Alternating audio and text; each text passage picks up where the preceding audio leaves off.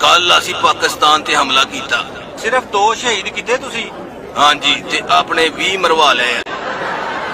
ਉਹ ਤੇ ਹੁਣ ਲਾਸ਼ਾਂ ਵੀ ਨਹੀਂ ਚੁੱਕਣ ਦਿੰਦੇ ਪਏ। ਕਿਉਂ? ਕਹਿੰਦੇ ਅਸੀਂ ਇਹਨਾਂ ਨਾਲ ਸੈਲਫੀਆਂ ਬਣਾਉਣੀਆਂ ਨੇ। ਮਾਫੀ ਮੰਗ ਲਓ। ਮੰਗੀ ਸੀ। ਕੀ ਕਹਿੰਦੇ? ਕਹਿੰਦੇ ਆ ਕਿ ਮੋਦੀ ਇੱਥੇ ਆ ਕੇ ਪਹਿਲੇ ਨੱਕ ਰਗੜੇ। ਹੋਰ ਪੰਗੇ ਲੈ। ਹੁਣ ਦੱਸੋ ਮੈਂ ਉੱਥੇ ਜਾਵਾਂ ਜਾਂ ਨਾ ਜਾਵਾਂ? ਕਿਸੇ ਹੋਰ ਨੂੰ ਘੱਲ ਦੇ। ਕੋਈ ਵੀ ਤਿਆਰ ਨਹੀਂ। ਸੁਸ਼ਮਾ? ਸਾਫ਼ ਇਨਕਾਰ। ਤੇ ਫੌਜੀ? ਉਹ ਤੇ ਕੱਲ ਦੇ ਕਿਤੇ ਲੁਕ ਗਏ ਨੇ। ਹਾਲਾਂਕਿ ਮੈਂ ਇਨਾਮ ਦਾ ਵੀ ਐਲਾਨ ਕੀਤਾ। ਅਗਲੇ ਕਹਿੰਦੇ ਆ ਕੋਲ ਰੱਖ। ਹੁਣ 2 ਹੀ ਰਸਤੇ ਰਹਿ ਗਏ ਨੇ। ਕਿਹੜੇ? ਜਾਂ ਬਾਰਡਰ ਤੇ ਜਾ ਕੇ ਗੋਲੀ ਖਾਵਾਂ ਜਾਂ ਆਪਣੇ ਆਪ ਨੂੰ ਗੋਲੀ ਮਾਰ ਲਾਂ। ਦੱਸੋ ਹੋਰ ਕੀ ਕਰੀਏ?